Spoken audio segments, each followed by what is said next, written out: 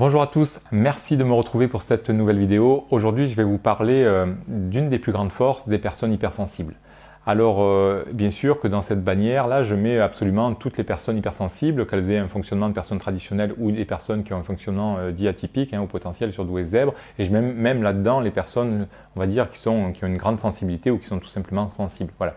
Toutes ces personnes, finalement, ont un accès à leur cerveau droit qui est beaucoup plus important que les autres, et donc c'est vraiment une forme d'intelligence à part entière.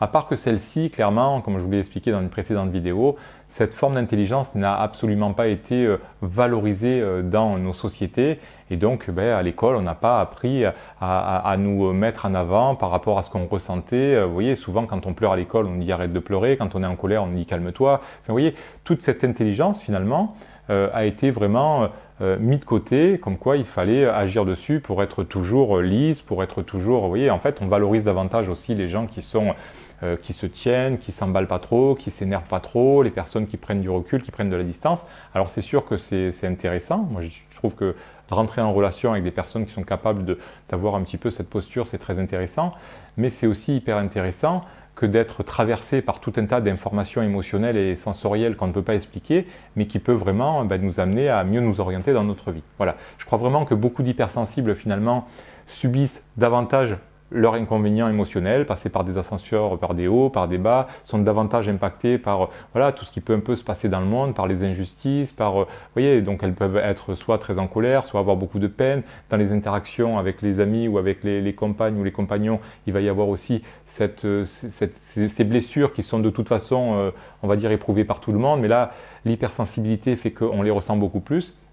Mais je trouve que trop peu de personnes, c'est mon observation personnelle, mais trop peu de personnes finalement se servent vraiment de leur ressenti pour faire des choix intéressants, pour davantage se mouvoir un petit peu et se conduire dans leur vie. En principe, systématiquement, par rapport à ça, il y a la logique qui vient et qui prend un petit peu les commandes. Voyez.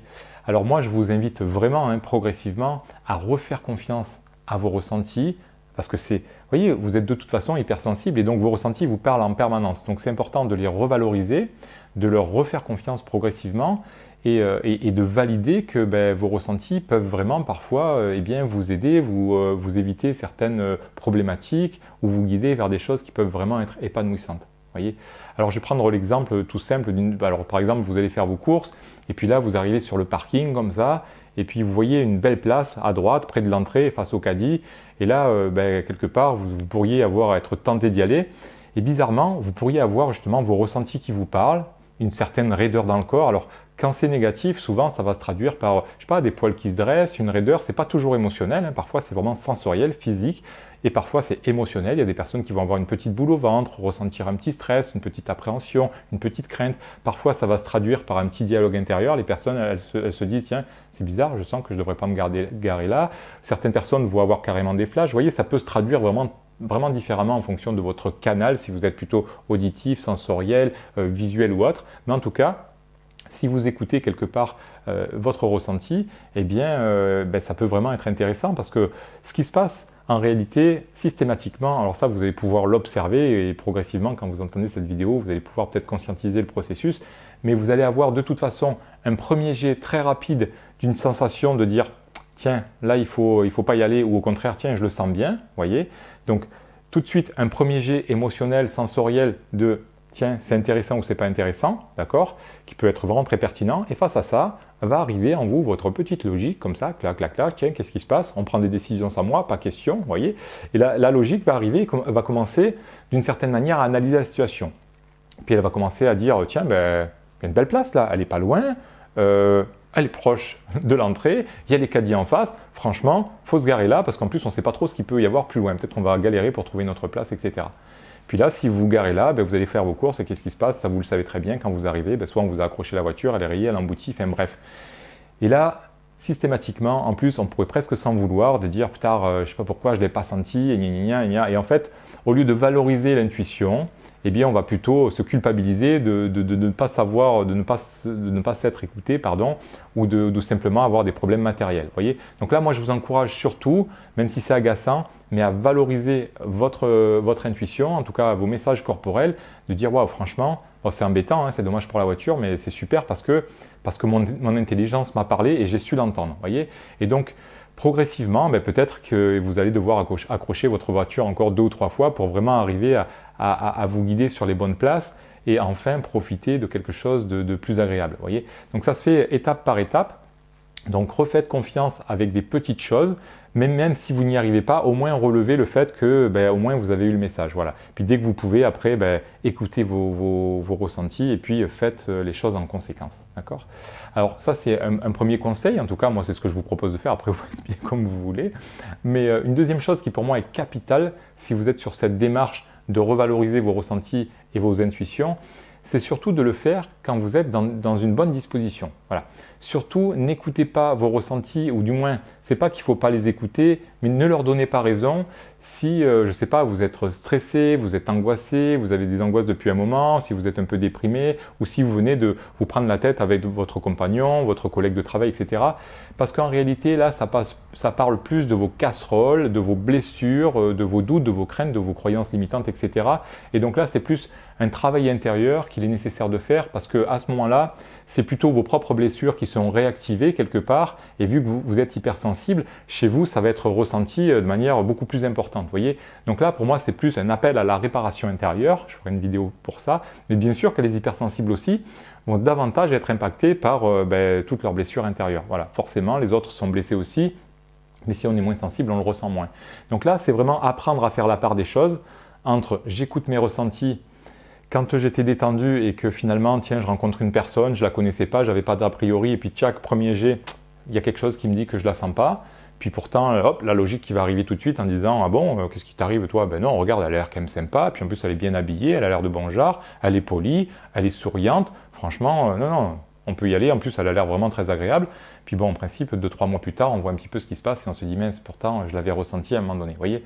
Donc, faites-le surtout quand vous êtes détendu, quand le contexte est plutôt agréable. Par contre, soyez vraiment très prudent. Il va falloir apprendre à faire la différence, de ne surtout pas écouter vos ressentis, je ne sais pas, pour tout un tas d'autres raisons, parce que sinon, clairement, là, vous allez projeter sur la réalité vos peurs, vos doutes, vos craintes, vos blessures, etc. Et donc là, ce serait surtout le piège. Voilà. Donc, j'espère que ça va vous donner envie d'explorer un petit peu davantage votre plus grande force, vos plus grandes ressources, parce que clairement, la logique, c'est pas parce que vous ne pourrez pas l'être. Vous voyez, moi, je me sers là de toute ma partie logique, rationnelle, avec laquelle je parle, etc. Mais je sais que c'est pas forcément mon point fort, même si on arrive à faire des trucs super avec ça. Et donc, essayez d'explorer vraiment le potentiel de votre intelligence émotionnelle et intuitive. Mais ça peut être avec, encore une fois, un contexte relationnel, quand on cherche un nouveau collaborateur ou, je sais pas, un nouveau compagnon, une nouvelle compagne. Donc, premier jet, tiens, il y a quelque chose qui ne me parle pas. Essayez vraiment de vous écouter et faites les pas progressivement, hein. Mais ça peut être aussi quand vous avez un problème avec votre voiture, vous ne savez pas trop pourquoi, vous vous dites, tiens, je sais pas pourquoi, je sais pas, d'habitude je l'amène toujours à ce garagiste, mais là j'ai envie de l'amener à l'autre. Ouais, mais bon, j'ai l'habitude. Vous voyez, le rationnel, la logique qui va dire, non mais c'est bon, tu as l'habitude de l'amener là-bas, etc. Eh bien peut-être que vous êtes passé à côté de la personne qui aurait pu vraiment vous éviter une panne plus importante ou je ne sais pas quoi. Donc ça marche en fait avec tout, hein. Ça marche avec quand vous voulez vous dépanner vos propres appareils. Moi, je me rappelle quand je travaillais dans une entreprise pharmaceutique, ça m'a beaucoup aidé. Au début, dans mon métier, quand j'ai changé également, que j'ai commencé à accompagner les personnes, j'accompagnais les personnes pratiquement qu'avec mes ressentis. J'avais très peu de connaissances, on va dire, psychologiques dans ce milieu d'accompagnement et j'avais vraiment des super résultats. Après, j'ai cherché à comprendre, à rationaliser, à essayer de comprendre sur quoi j'agissais et j'ai pratiquement été moins performant pendant une période par rapport à cet accompagnement parce que finalement, j'arrivais beaucoup plus à expliquer tout un tas de choses. Par contre, j'allais pas là où ça faisait mal et là où il fallait vraiment pacifier, guérir, etc. Donc, vous voyez, la logique, c'est super pour transmettre. À la limite, pour les formateurs, c'est super, etc. Mais pour moi, dans un travail thérapeutique, il vaut mieux vraiment se servir de son intuition, de ses ressentis, même si c'est quelque chose qu'on ne va pas forcément arriver systématiquement à expliquer. Mais pour moi, clairement, vaut mieux quelque chose d'efficace avec lequel on n'arrive pas à s'expliquer que quelque chose qu'on explique très bien, qu'on va très bien structurer, avec lequel on va très bien parler, avec plein d'informations, mais qui ne va pas être efficace. Voilà. J'espère que cette petite vidéo vous aura plu. En tout cas, n'hésitez pas à partager, même peut-être mettre quelques commentaires ou quelques expériences que vous auriez vécues pour donner à d'autres personnes aussi voilà, quelques informations de comment vous vous servez de votre intuition, alors avec des choses relativement simples ou pas, peu importe. En tout cas, voilà, ça peut vraiment aider d'autres personnes, donc n'hésitez pas à mettre un petit pouce, ça va aider ma chaîne à être soutenue. Et puis, moi, je vous dis à très bientôt pour de nouvelles informations. Et puis, bonne intuition et bon feeling à vous. Bye bye.